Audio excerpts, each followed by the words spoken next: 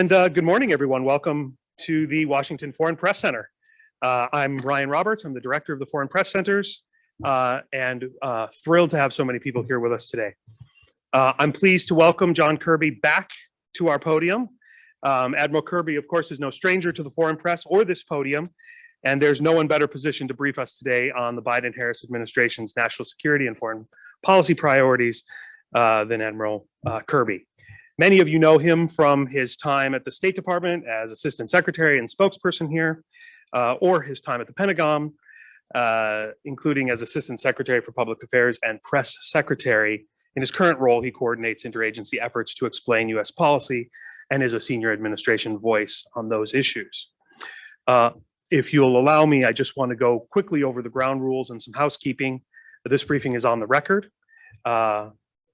We will provide a few brief opening remarks and then call on questioners. Raise your hand if you're interested in asking a question. If you're here on our briefing room, raise your virtual hand if you are on Zoom, and we will call on you as we can. And without any further ado, let me turn the time over to our briefer. Thanks so much. I appreciate that. I think this thing lowers, right? I don't know if it will.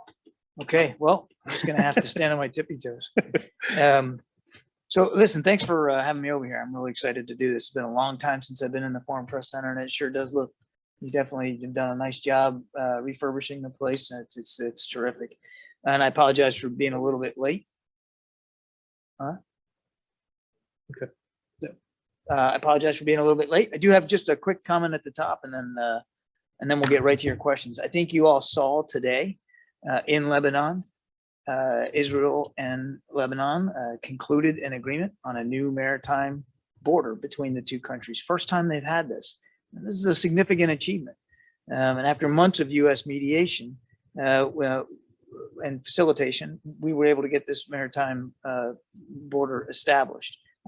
It's going to help economic and energy security in the Eastern Mediterranean. It's going to open up natural gas resources to Lebanon so that they can not only look after their own energy needs, but be able to gain economically inside the market. And of course, it's going to preserve the safety and security of Israel. It actually contributes to safety and security there between the two countries and in the region. So we're very, very pleased by this. There are some implementation steps that have to occur now, and we look forward to working with both countries as they work towards full implementation. But today they concluded that agreement. And it's really the result of a lot of hard work and effort, a lot of courage for both nations, but also a lot of hard diplomatic effort by the United States. One of the things that the president wanted to do when he went to the region last summer was to work towards his vision of a more integrated, more cooperative Middle East. And this is yet another example of that vision coming true, and that diplomacy does matter. Diplomacy can have a strategic effect on the lives and the livelihoods, the prosperity of people all around the world. So again, we're very, very pleased by this, and again, look forward to working with these nations as they go towards full implementation. And with that, I'll take some questions. Yeah. So on Iran. Oh, I'm sorry. On Iran, protests in Iran. Sorry, just when we take questions, just give us your name and your outlet if you Sure. My name is Rosh Zala. I work for Rudao TV. My question is on Iran. Protests in Iran last night, yesterday, they got a lot more deadly. I wonder, where does the Biden administration stand in terms of the Iranian protesters' demand for regime change? Does the administration support regime change in Iran? And also, is there any, will the administration still, are you guys still working towards a peace, nuclear deal with Iran? Yeah, so look, it's up to the Iranian people. Certainly should be up to the Iranian people to determine their futures. And so I think we'll leave it with that. What we have said clearly and unequivocally, and the president in the well of the United Nations a couple of weeks ago made clear that we certainly stand up for the right of peaceful protests. And we certainly stand against any government's efforts to violently try to repress those protests. And we've already tragically seen, yesterday was the 40th day after the death of Masa Amini, a tragic, completely unnecessary death at the hands of the so-called morality police. And the United States, in addition to, again, standing up for the right of peaceful protest and for these Iranian citizens and their ability to be able to protest policies that they find are antithetical to basic human rights, and we certainly agree. We also have been holding the regime accountable. Just yesterday, another 14 sanctions were issued for entities and individuals, organizations tied to the regime with respect to the way they're treating their own people. So our message has been clear to the regime: stop killing your own people. Now, as for the JCPOA, that's just not our focus right now. Our focus is actually on the first part of your question, on making sure that we continue to stand up for the right of peaceful protest and that we're holding the regime accountable. The truth is, we're just not close to a deal with the Iranians. They have made conditions that are outside the scope of the deal, so we're just not there, and we're not focused on that. Our focus is on supporting the protesters. South Africa. That's what you want to ask? I have a question. That's where you're from? That's where I'm from too. Yeah. You're from? So, all right, it fits. Go ahead. Thank you so much, John. It's great to see you in person. So happy Thursday. John, I'd like to preface my question to you with something from a member of our audience. My name is Pearl Matibi. I'm with the Power FM 98.7 out of South Africa. I'm going to read, quote, this is after the terrorist threats that were sent out over the last day or two to South Africa and Nigeria through your embassies.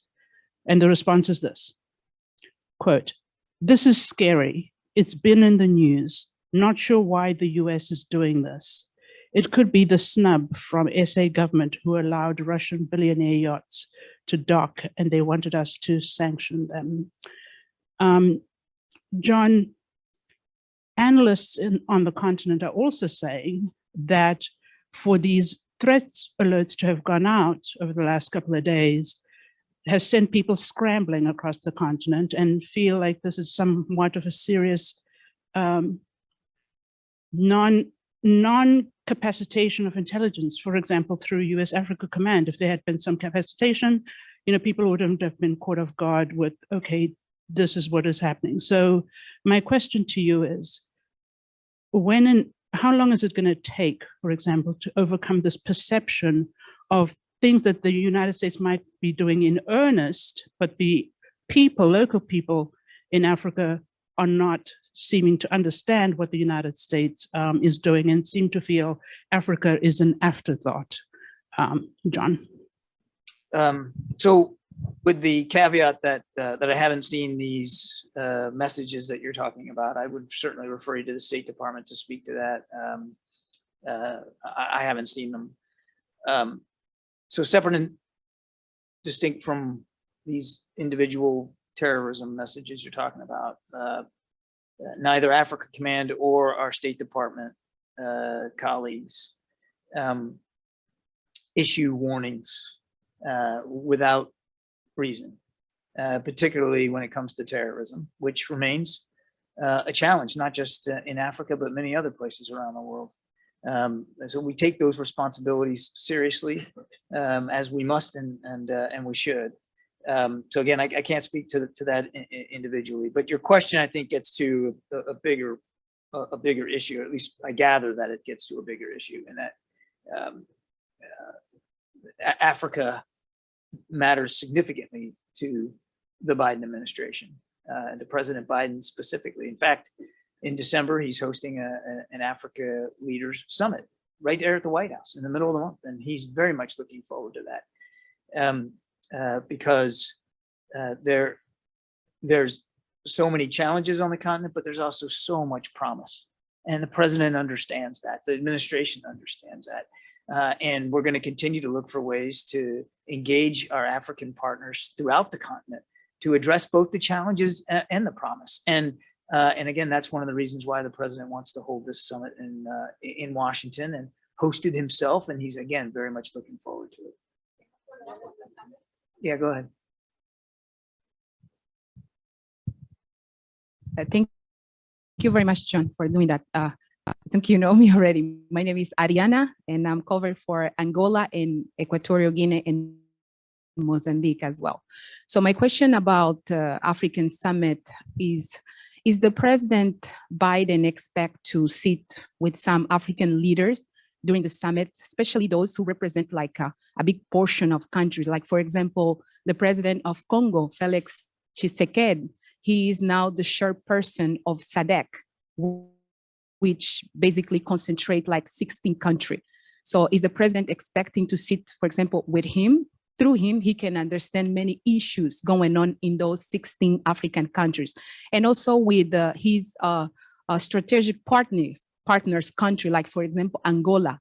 Angola is a strategic partner of US. Is the President Biden expect to sit with President João Lourenço of Angola? This is one question. And one quick question about vaccines. You want me to ask? Go ahead. Yeah, the vaccines. Equatorial Guinea, the government of Equatorial Guinea, paid the US government, and this was released to the Justice Department, more than $19 million of vaccines. But it passed 1 year or more than a year. Not a single dose of vaccine was sent to Equatorial Guinea, and the people still waiting for those vaccines. Is the president, or do you have any update on this purchase? And for example, when the vaccines will be sent to Equatorial Guinea, or if the US government is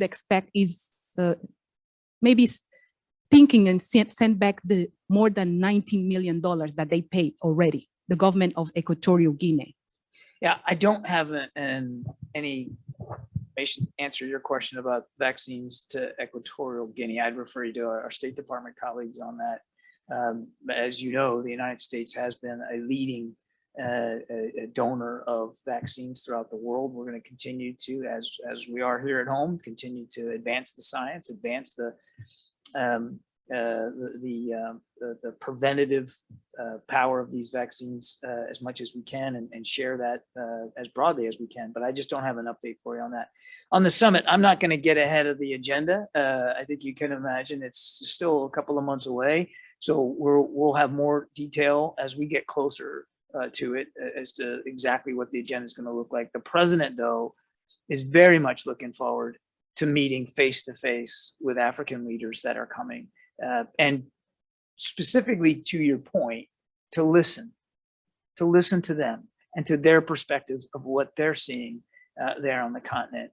Sure that that our policies and his decisions with respect to the continent are well informed by the perspectives of those leaders who live there. So it's in the president's mind that this summit is going to be very much about two-way communications. Clearly, he knows they're interested in our policies and where he wants to go. But I can promise you, the president is very much looking forward to being in the receive mode too, as he spends time with these African leaders. And again, as we get closer, I'm absolutely certain we'll be able to lay out in more specificity who he's going to meet with and on what day and what that's going to look.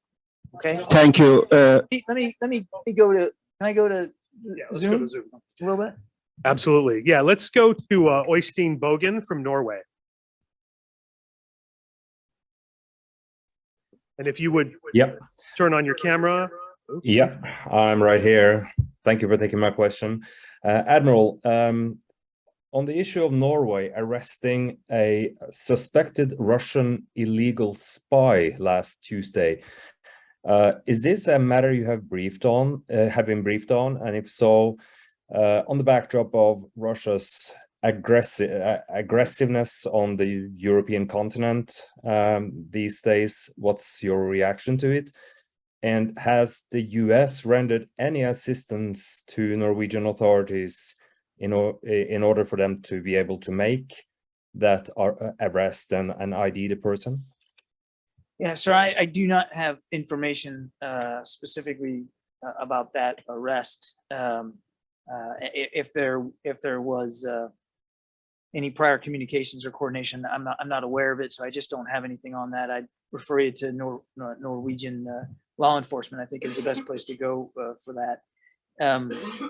But obviously, we continue to work closely with allies and partners throughout the continent with respect to what Russia's doing in Ukraine, which is obviously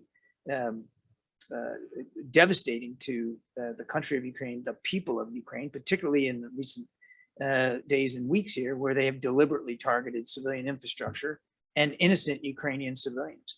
And so we are working closely with allies and partners to make sure that that we are helping Ukraine get the security assistance they need to defend themselves, and so that if and when this comes to a negotiated settlement, Mr. Zelensky can succeed at the table as well. But I'm afraid I don't have a good answer for you on this particular arrest. Another one from me? Yeah, you know.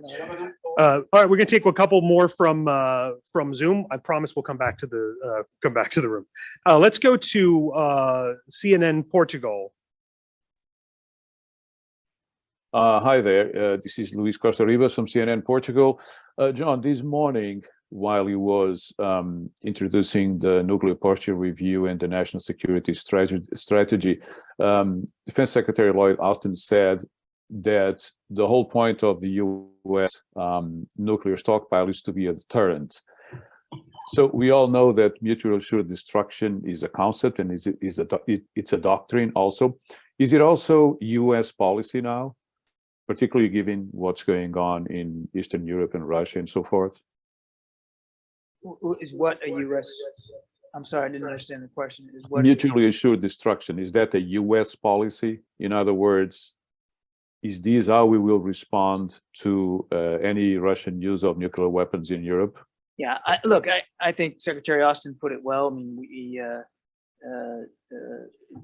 our strategic posture is meant to deter. I won't go beyond his words, or the words of that were in the posture review, and I'm certainly not going to detail with any specificity what the United States might do should Russia decide to use nuclear weapons inside Ukraine. The president has been very clear that there will be severe consequences should they do that. And it wouldn't just be from the United States, it would be from so much of the rest of the international community. So when Mr. Putin talks the way he does about it, we have to take that seriously. We don't consider that bluster. He's the leader of a modern nuclear power, and we find it irresponsible and reckless to be using the kinds of language he is when he's talking about the potential use of nuclear weapons. So again, I'm not going to telegraph here publicly what options the president might consider. I think it's best left in his own words, which is that there will be severe consequences. Let's just, do you want to go to the room, or and we'll do Oscar from Polish press agency. We got plenty of time, guys. I'll get to as many of you as I can.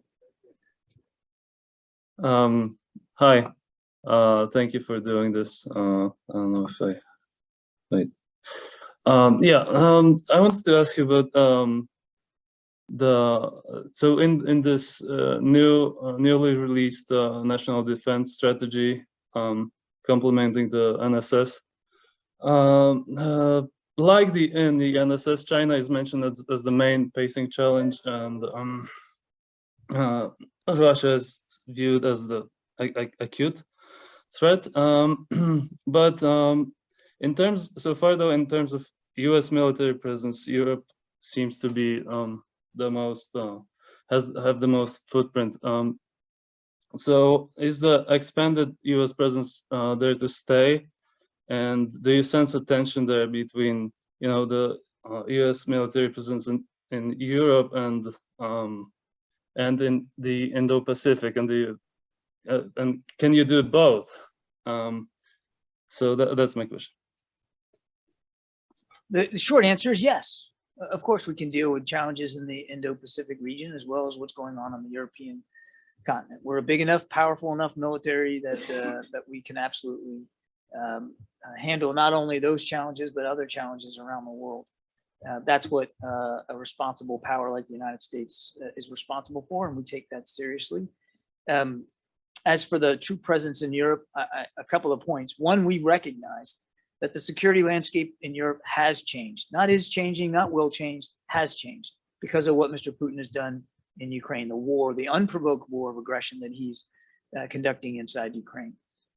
And as a result of that, over the last several months, the United States has added additional forces to the eastern flank of NATO, something to the tune of 20,000. And now the Secretary of Defense, the Department of Defense has worked out a way of keeping that posture high and keeping those additional 20,000 in Europe for the foreseeable future. Now, it'll be on a rotational basis. Not all of them will be permanently based there, but you have now about 100,000 American troops on the continent, and we think that that presence will probably stay the same for a while. Again, a mix of permanent basing and rotational basing, and that is again in response to the changed security landscape in Europe. President Biden made it clear we take our Article 5 commitments to our NATO allies extremely seriously, and we will, as he has said, defend every inch of NATO territory, every inch. And that means making sure that we and our NATO allies have the capabilities and the resources available to themselves to be able to do that. We are contributing. We're going to continue to look for ways to contribute to that security. It looks like NATO will soon be joined by 2 additional members, and we look forward to having them in the ranks as well. 2 modern militaries that we know how to work with, and we know that they'll add very, very advanced and capable military resources to the defense of NATO. Yeah, go ahead. Go ahead. Thank you. Marcin Wrona, TVN, Warner Bros. Discovery from Poland. Now, Vladimir Putin today said that the West is planning to destroy his country. That he is fighting to preserve his country, that Ukraine is planning to use a dirty bomb. You know, those things that we have been hearing for a few weeks now. Yeah. So do you see any signs that Russia is actually planning a false flag operation, be it a dirty bomb or something else?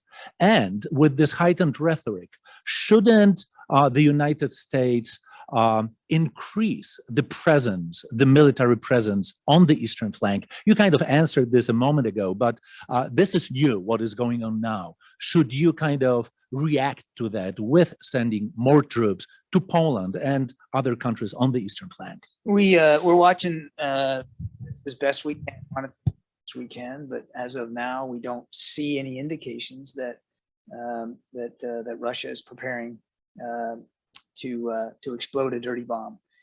What concerns us is when they make this claim, this transparently false claim that Ukraine was planning to do that.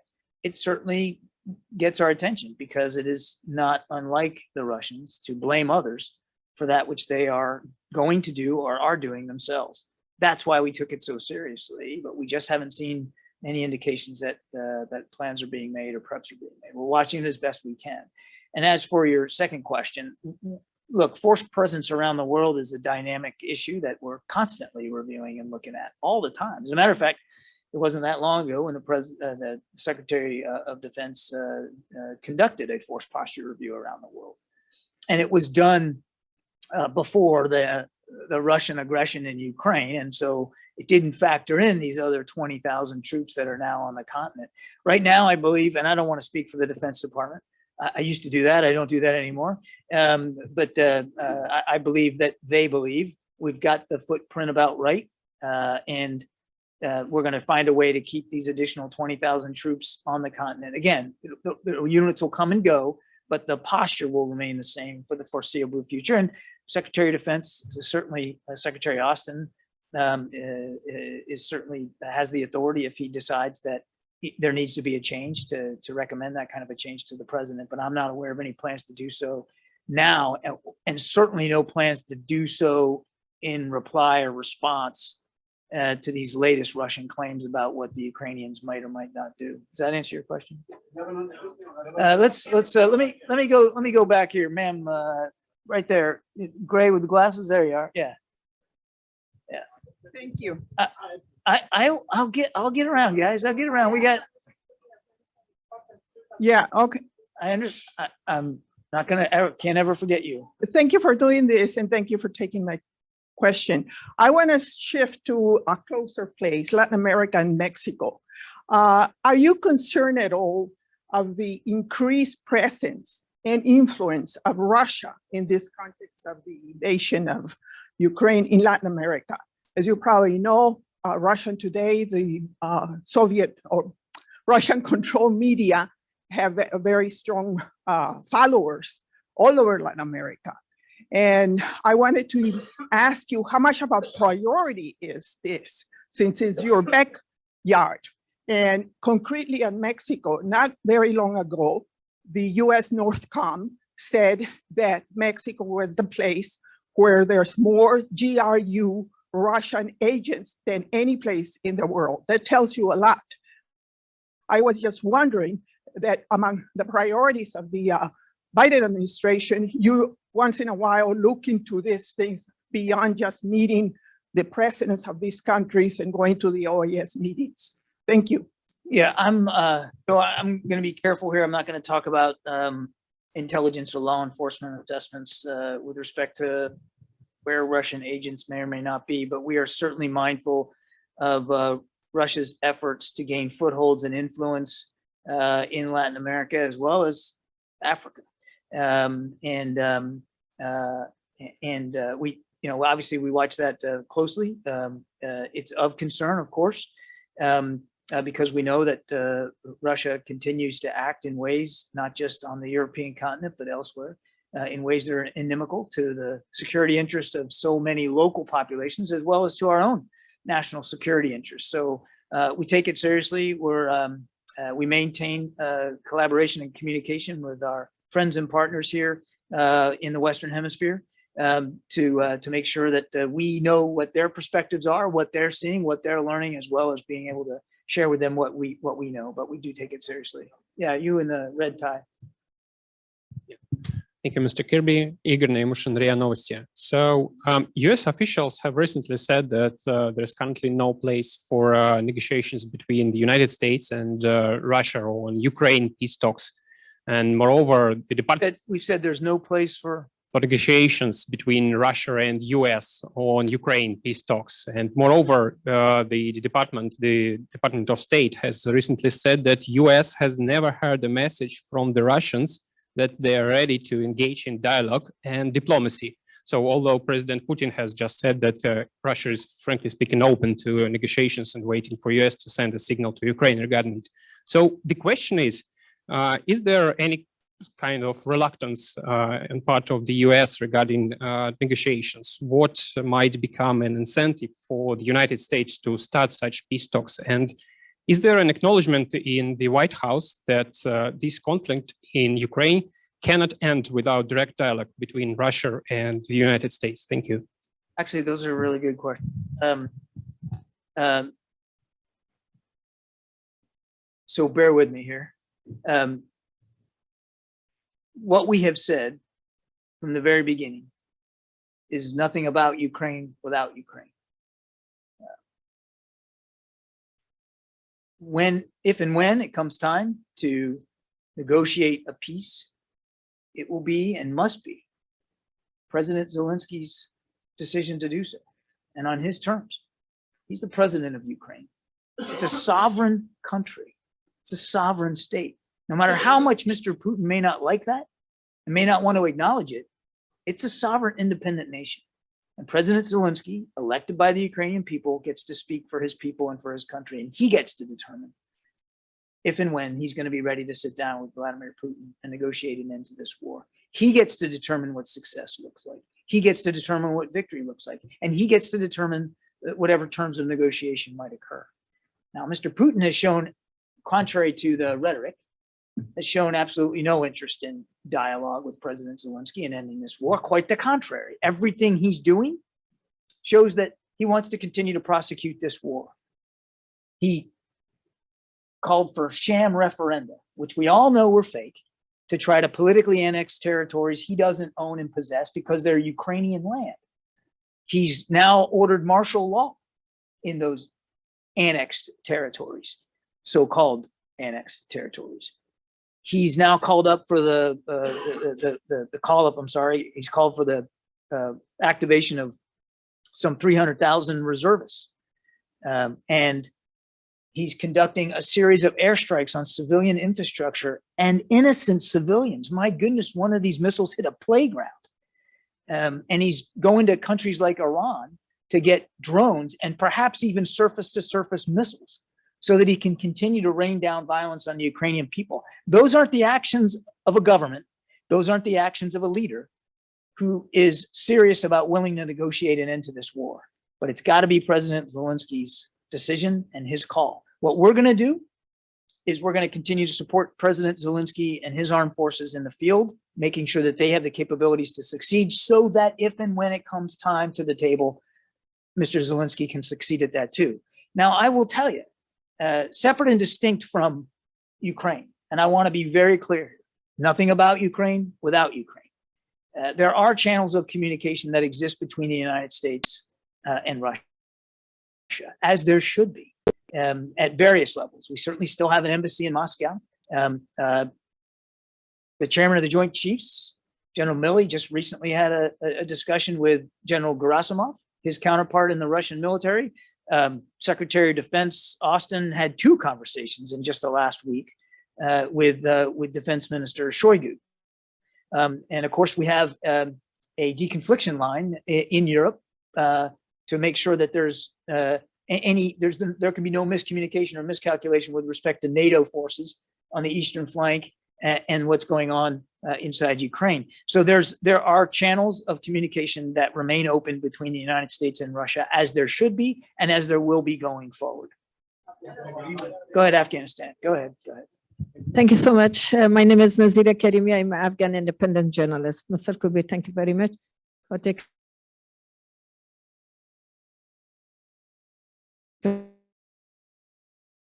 my question. Taliban is still number one. Is there is a report that Putin asked for the Taliban former commando to send to the Ukraine war or something. There was a serious report yesterday. There is so many commando left behind in Afghanistan, although United States spend a lot of money for them to get trained. Number 2, Cigar report was very negative about Taliban activity. And number 3, United States sent to Taliban every week $40 million under humanitarian assistance. There is conflicts, confusion. It means that United States has a good relation with the Taliban, although Taliban still didn't open the school for girls. And also Cigar report, and Senate also yesterday had a report about the commando. There are so many things. I don't know U.S. policy toward Afghanistan in the future. Reports about Afghan commandos. I've seen the press reporting on that, but I can't corroborate that or confirm that. Number 2, we have not recognized the Taliban, and you know that. Number 3, the humanitarian assistance that we are helping facilitate for the Afghan people goes to the Afghan people directly through nonprofit, non-governmental organizations. That's who we provide the funding for. It does not go through the Taliban.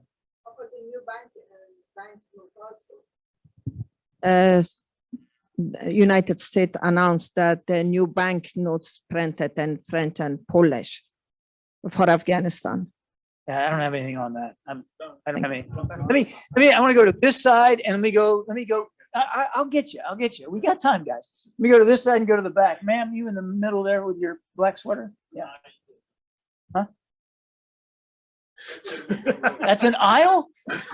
They stuck you next to the wall. Huh? Thank you, thank you, Admiral Kirby, for taking my question. Department of State, through Deputy Secretary of State, Ms. Sherman, announced that the North Korea will be met with unparalleled response in case of another military nuclear provocation, which they have been ramping up, especially this past year. But what does this unparalleled response mean? And specifically, will it be unilateral U.S. actions? Would it go through the Security Council? And how effective would it be, do you think? So let's just back up a little bit. At a couple of key principles here and ideas. Number one, the United States has said, and we still maintain that we're willing to sit down with Mr. Kim without preconditions to pursue the denuclearization of the peninsula, which remains our goal. And the regime in Pyongyang has not responded to that. What they have in fact done is continue to test missiles and Detroit's offensive as they are, which just causes more instability on the peninsula and contributes to a degradation in the security environment. We have said for months now that Mr. Kim could conduct another nuclear test at any moment, and we still believe that that's the case. I'm not going to, again, telegraph options or get ahead of President Biden. But what the Deputy Secretary was referring to would be the severity of the response by the international community, should that be the case. And I think I need to leave it there. But again, I want to stress, we're willing to sit down without preconditions. There's no reason, have to do what we must to make sure that we can defend ourselves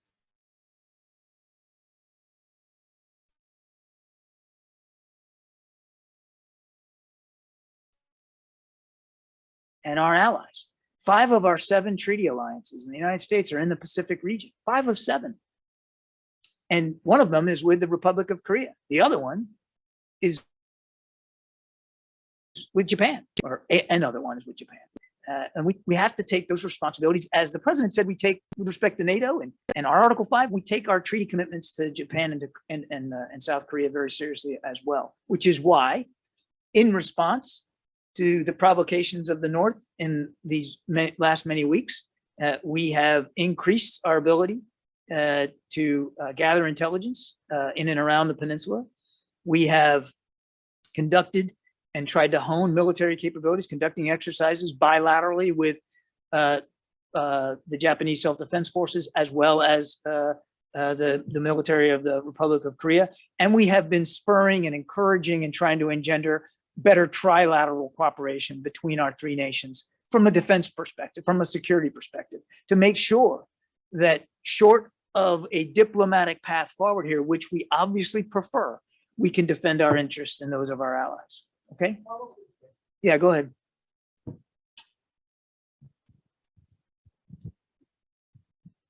Thank you. I'm from SBS. My name is Monam. Well, 3 days ago, in a telephone briefing, you said the US added some intelligence capabilities around the Korean Peninsula to respond DPRK's nuclear test. So my question is, your words means the US deployed additional intelligence assets near the Korean Peninsula, or just to improve abilities to collect information through bilateral or trilateral joint trainings? I do not talk about the method that we have worked on ways to improve our capabilities, and we've done that, but we're obviously not going to talk publicly about that. Go ahead, go ahead. Actually, my question related to your opening statement. I'm sorry? Okay. Go ahead. Monzer Suleiman Al Mayadeen Network based in Beirut, Lebanon. You praised the demarcation of economic zones agreement that occurred.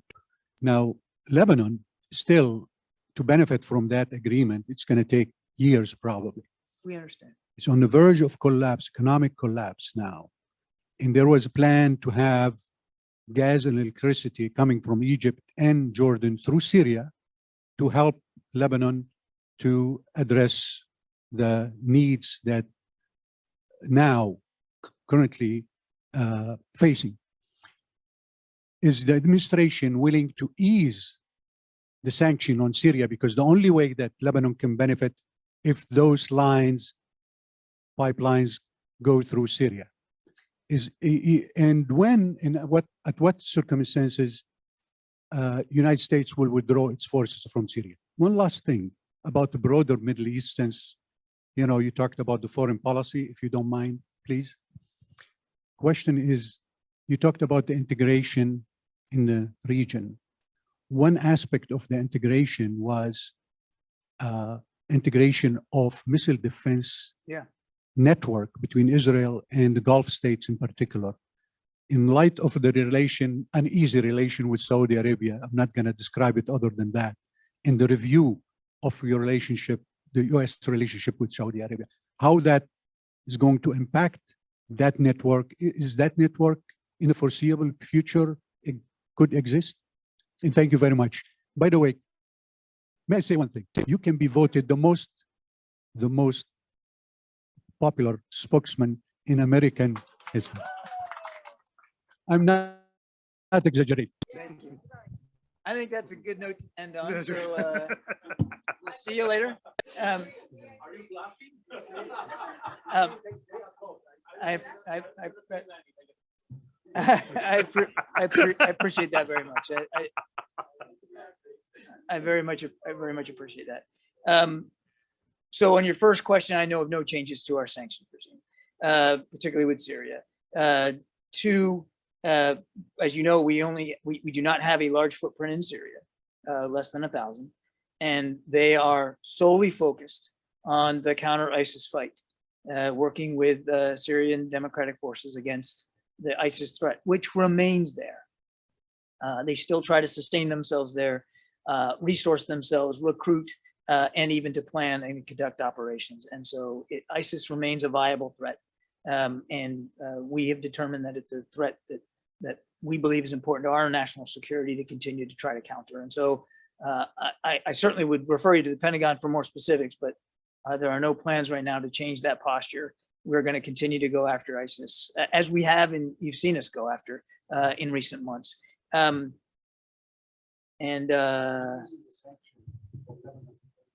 no, I know. What was your third question? Oh yeah, integrated air missile defense. Thank you. It's still something we'd like to pursue. We talked about this a little bit in July when the president went to the region. And now it's not something that can be turned on like a switch. It's not something we're going to be able to stand up, in the very, very near future. But the idea is, particularly because Iran's ballistic missile program continues to advance and the capabilities continue to get better. And now, we're concerned that they may be willing to provide surface-to-surface missiles to Russia in Ukraine so that more Ukrainian people can be hurt and killed. But because of this burgeoning program of theirs, we believe there's promise in the idea of an integrated air and missile defense network in the region. Many of the nations that we're talking about are friends and partners of ours, and they have a lot of our capabilities, which can be netted together to help form a better, more layered, more capable missile defense regimen. And that's really the key on missile defense. It's got to be a layered process here. There's no one thing, no one silver bullet, to pardon the pun there, that will solve all the problems for a ballistic missile threat. You want to have short, medium, and long range intercept capabilities. You want to have discrete and powerful sensing ability through radars. And you want to be able to net all that information together in a way that can allow the safest umbrella possible for incoming missiles. So we still think it's an idea worth pursuing, but we know that it's going to take a lot of work. I mean, every nation state, because they're sovereign nations, and let's not forget, that's what really, when we talk about what's going on in Ukraine today, and even something like this, it is about protecting sovereignty. And these are sovereign nation states that have these capabilities. They have to decide for themselves whether they're willing to sign up for this kind of an idea, and if so, what that's going to look like. And that's one of the reasons we're continuing to have conversations with them, and we will going forward. As I said, I know of no changes to our sanctions policy. We are proud and happy that this maritime boundary will allow for Lebanon to gain access to energy resources they haven't been able to gain access before. And yes, it will take some time, but it will benefit their economy. And we are willing to work across with them and others in the region to see what we can do to increase prosperity. Again, that was one of the reasons the president went there. But I know you're asking. I know of no changes to our sanctions policy with respect to Syria. Yeah, you in the corner there in the closet. Yeah. Thank you very much, John, and thank you for this briefing on Biden-Harris administration on priorities on foreign policy on Bangladesh. Bangladeshi people are struggling for democracy, voting rights, as you know very well, and Nobel laureate Professor Muhammad Yunus facing false charges. The former prime minister still is in jail. Government, the regime is on zero tolerance on freedom of expression as they are using the Draconian Act, Digital Security Act. And we have experienced 2 farcical elections, and it was not considered as free, fair, and credible according to State Department Human Rights Report and around the world. So what is your position on Bangladesh as another election is approaching? So whether it will, people are concerned whether it will be another managed election or it will be a free, fair, credible election, as US is one of the largest development partner of Bangladesh. And what is your comment about this? And what is your administration thinking on Bangladesh? Thank you. Our view quite clearly, in Bangladesh, like everybody around the world, should have the right to use their voice, to assemble peacefully, and to make their aspirations known in a way that is peaceful and respects the rule of law. We call on the government to respect and protect the fundamental freedoms of expression, association, and peaceful assembly. Free and fair elections cannot take place in an environment with political violence. And genuine elections require the ability of all candidates to engage voters free from violence, free from harassment, free from intimidation. And that's our view. Yeah, go ahead. Thank you very much, John. Alex Rafolu from Tran Research of Azerbaijan. John, I want to go back to Putin question.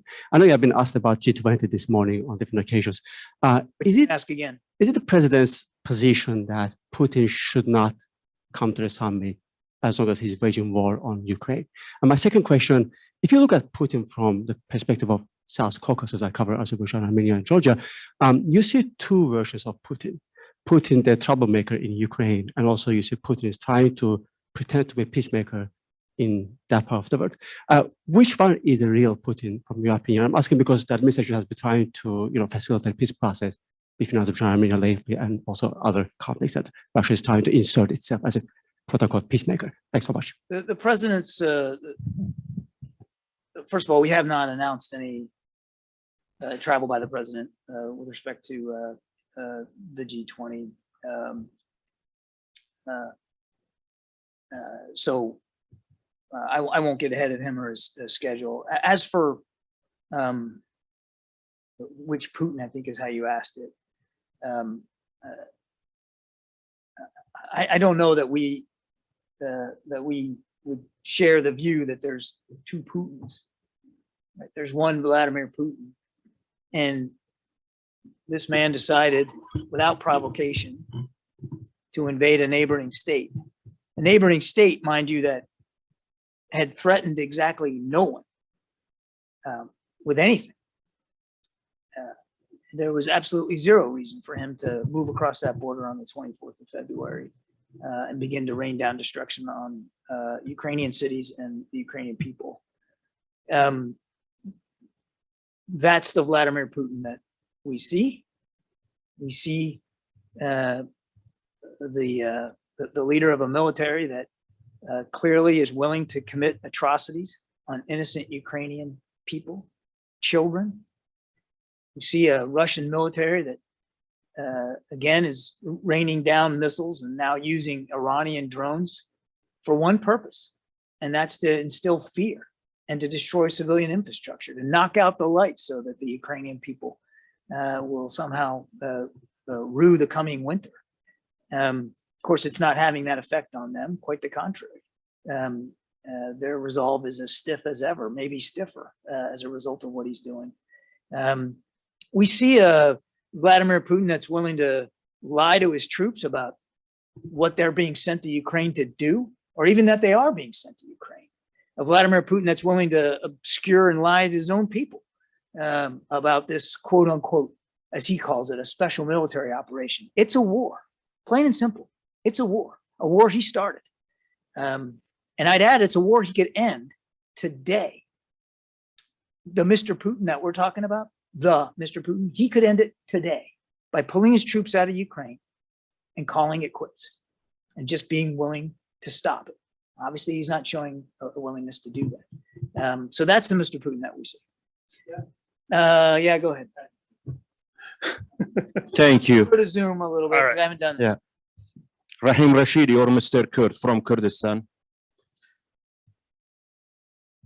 John, that's all U.S. communication on Gina Mahsa Amini's name to include her real name Gina, which Iranian regime has banned from the day she was born.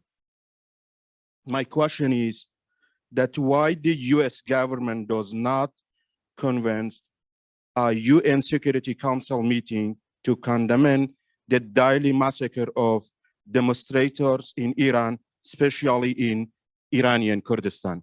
Second question is why you are, as US government, not able to meet Iranian opposition when in Iran we don't have a free press, independent human rights organization, regime shut down internet, filter all social media.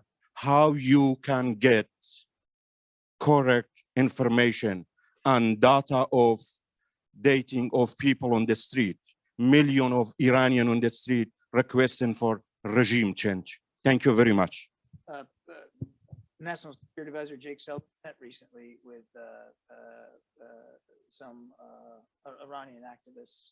So we have an ability to do that. We are also working very, very hard in a variety of means to keep open channels of communication, public communication for the Iranian people so that they can stay connected, because we know they want to. It's an incredibly young population and they want to be connected to the rest of the world. Even before these protests, there was a hunger and a thirst to be connected to the outside world, which we appreciate and respect. It's even more now, and we are working in a variety of ways to try to keep those channels of communication open. As to your first question, so I'm going to have to refer you to the State Department and to our office up at the UN. I don't have any information on that particular case or what, if any, conversations at the UN need to occur. But again, in the well of the UN, President Biden made it very clear 2-3 weeks ago that we stand for the right of peaceful protest, as we do in Bangladesh. People should be able to protest government policies without the fear of violence and harassment, intimidation, without the fear of losing life and limb. And we're going to continue to stand up for that all around the world. Peaceful assembly is an idea that this country was founded on, and we take that seriously. Go ahead. All right, let's go to Robert Papa from Albania. Hi, do you hear me, sir? We can hear you. Yeah, what about the open Balkans? Is US supporting the open Balkans under the leadership of Serbian President Vučić? We are supportive of all initiatives that would enhance economic cooperation, integration, and boost stability and prosperity in the Western Balkans. All right, let's stay in the Balkans. We'll go to Boris from Macedonia.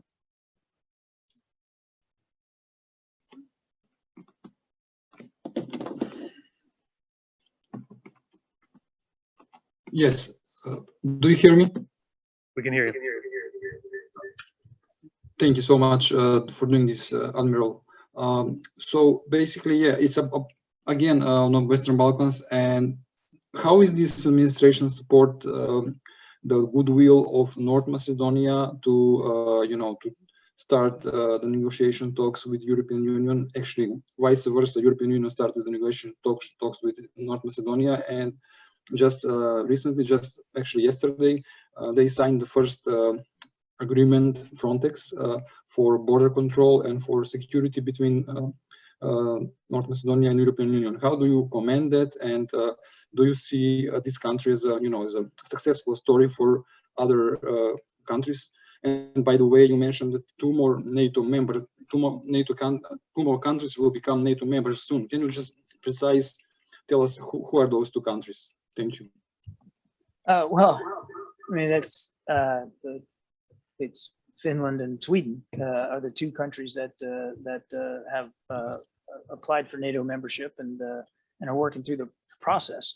Look, I'm going to refer you to the State Department on the more specific details of the first question that you asked. I would note that just recently the Principal Deputy National Security Advisor John Feiner had a chance to meet with the Albanian Foreign Minister, and he reaffirmed the United States' immediate, significant, and continuing support for Albania's efforts to strengthen its cybersecurity, of course, in the face of repeated and disruptive cyber attacks from Iran.